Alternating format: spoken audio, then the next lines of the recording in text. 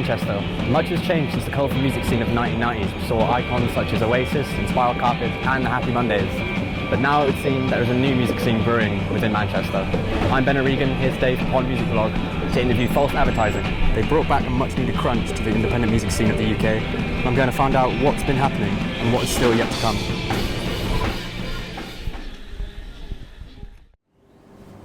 Hi guys. Hello. Nice to meet you. You too. Nice to meet you. If you wouldn't mind introducing yourself briefly. I'm Jen. I play guitar, sing and play drums in False Advertising. Hi, I'm Josh. I play bass in False Advertising. And I'm Chris, and I do what Jen does in False Advertising. So if I could get you briefly to just summarise how you first came together as a band. Was it through school, college? It was slowly, wasn't it? It was me and Josh know each other through school for a while. We should have been in a band a lot earlier. Yeah, If as all stories go, like we were mates in school and knew about each other playing guitar and being musicians as well.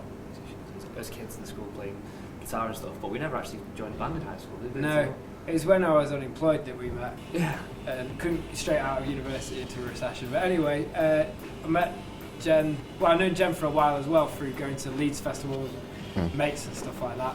And then we started. We met doing open mic nights. And I was like, "Oh, you do this, oh, you do this," and then it was like, "We should duet sometime." And that didn't happen for ages. And then we had formed a band with someone else, and that lasted some time.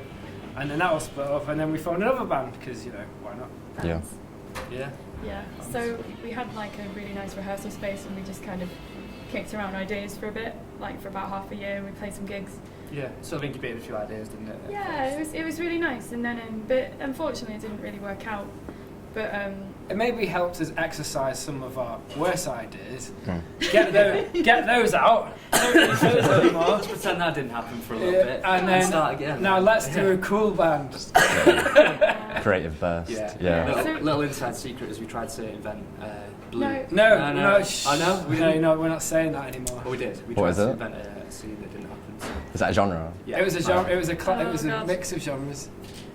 That we won't mention. I don't want to say. Okay, yeah. We're building it up quite a lot now. Yeah, we built it up and there's going to be discussion. Okay, not- imagine it's like not Limp Bizkit, new metal, Yeah. the good shit.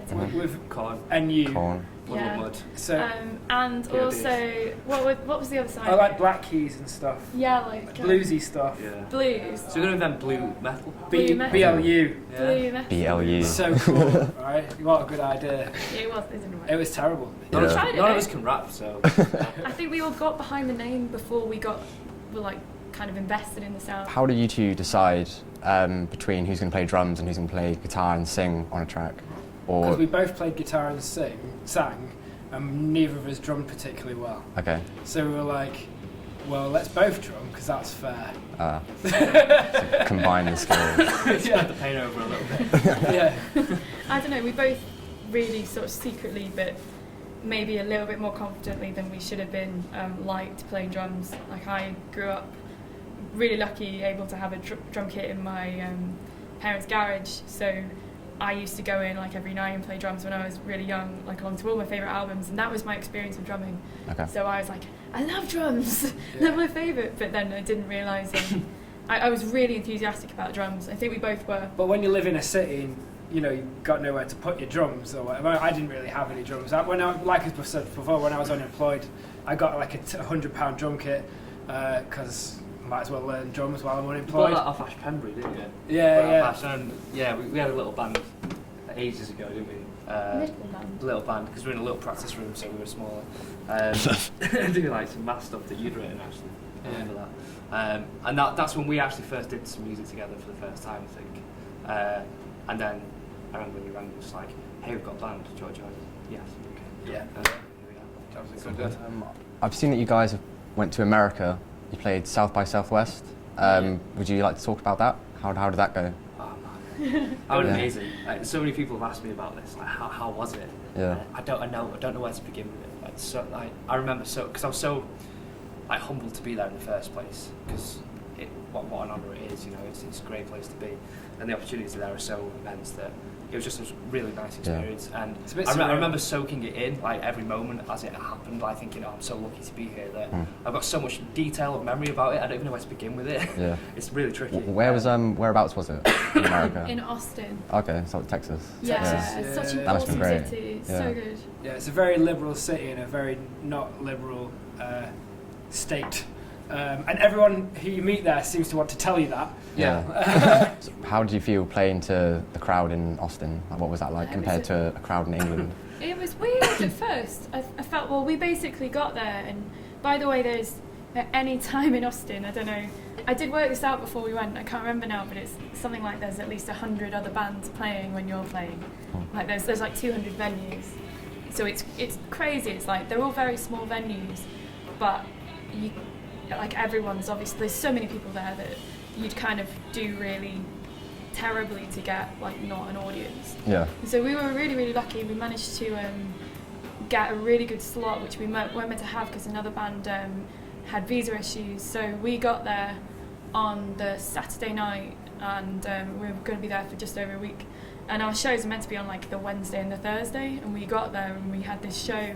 We landed to a call being like, do you want to play the DIY showcase on Monday night? And we were like, yeah, of course we do. But then we were like, oh my god, we'll cancel that rehearsal we booked and we'll just do it. Oh my god. Yeah, it was. Yeah. It was fun. It's always scary doing your first sort of international show. It was It awesome. didn't really dawn on me until we got there. I was like, oh my god, we're doing this. You guys played in Europe as well. You played Barcelona. I saw on your Once, so I Instagram. suppose it counts. Yeah. Yeah. great show. Um, It was really good. Yeah. What was that like? It was awesome. We they took really nice care of us. It was a promoter. His name's Javier. He got in contact. I don't know, like over half a year ago. Like, really want to book you guys. Like, we'll basically pay for you to come and play our festival. We want you to play. And we'll supply you all the gear as well. Yeah, Oh, yeah, and we'll yeah. feed you, and we'll give you this great crowd and this amazing stage. It's like, okay. So Wow. we went What along. What festival was that? It Sorry? was called Mini Festival The The Musica. de Musica. Yeah. Yeah. It's kind of it's in Barcelona. It's like a suburb on the metro. It's not like dead central, but it's a really nice venue. Yeah, it It's was like top. it's just massive and really new and fresh. The people there are great as well because it's. They were just really, really excited, and it was like people came up to us afterwards. We and sold was out of merch. So Yeah, we enthusiastic sold all about the merch it. we took. It was really Yeah. refreshing. It's like it was really, really nice to be Yeah, they there. seem The to be a people bit there more- were lovely. A bit And, more eager for it, aren't they? A bit more thirsty. Yeah, almost, I'd recommend Barcelona. Yeah. Definitely. I saw you guys were on Hugh Stevens. He played your record on Radio 1. He did. What was Yeah. that like, having That was amazing. That was exposure? I remember my stepsister Haley sent me a text saying, "I just heard you were on Radio 1." I was like, I didn't even like, I only knew like an hour before or an hour after, I can't remember.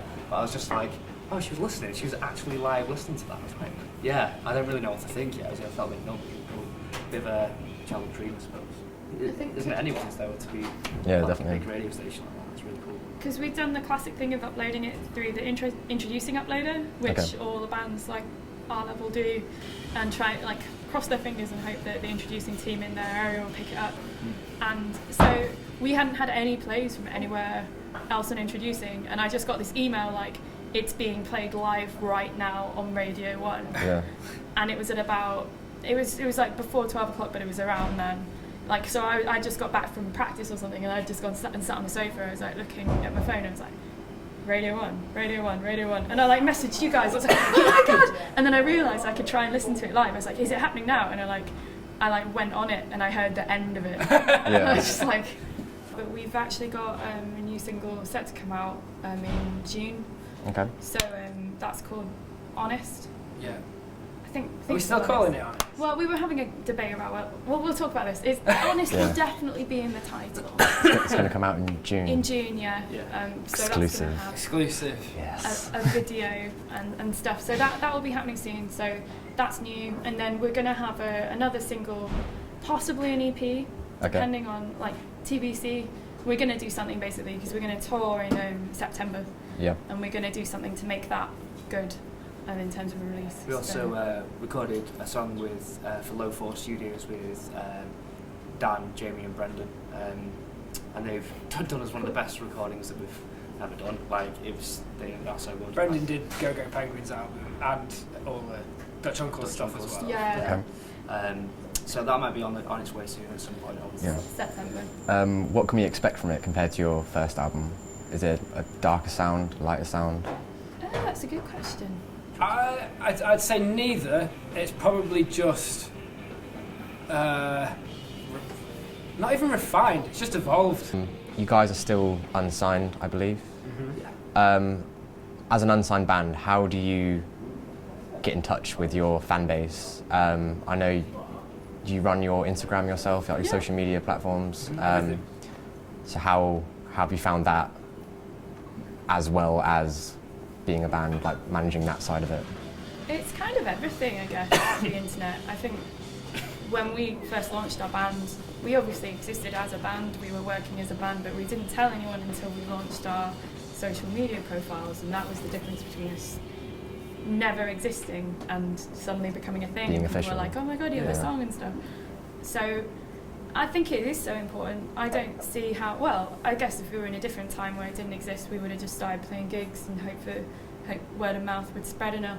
And fanzines and that sort of. Yeah, like Make old posters fashioned. and spread words. Yeah. and stuff. But I don't know, I'm a massive geek, so I quite like sitting in front of a computer and just posting loads of pictures and being like, hey, we're trying to do things. Yeah, I mean, you talk to some bands and they find it a real drag, and I get that because I don't really like social media either. But Jen's... I've got 2,000 Instagram followers today. Sorry. Whatever it was. Oh, that's a bit mean. I was only trying to help the band. Anyway, but Jen is a genuine fan of that sort of thing. So we're lucky to have Jen in that regard. Yeah, like anything that's been put out that you can see on anything with your eyes on the screen, Jen's done pretty much.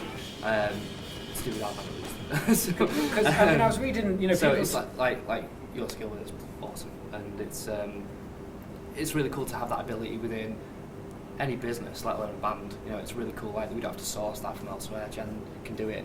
She'll be up to like 4 in the morning doing that amongst other things. But it's something that we'll get. Well, I don't have to work towards as well. So definitely being unsigned has given us as a band a lot of things we've learned that you might not. If you let's say you're awesome, talented, get signed straight away. There's a lot of lessons you probably wouldn't have learned if someone else is doing all that for you, perhaps. And you just have to soak it all in and just hope everyone knows what you're doing. Obviously, that doesn't always happen, of course, and obviously people get big because of their work ethic anyway, and how they work and what they know. Right, lovely. It's been Pond Music Blog. Thank you very much, False Advertising. Thank you very much. Cheers. Cheers. Lovely.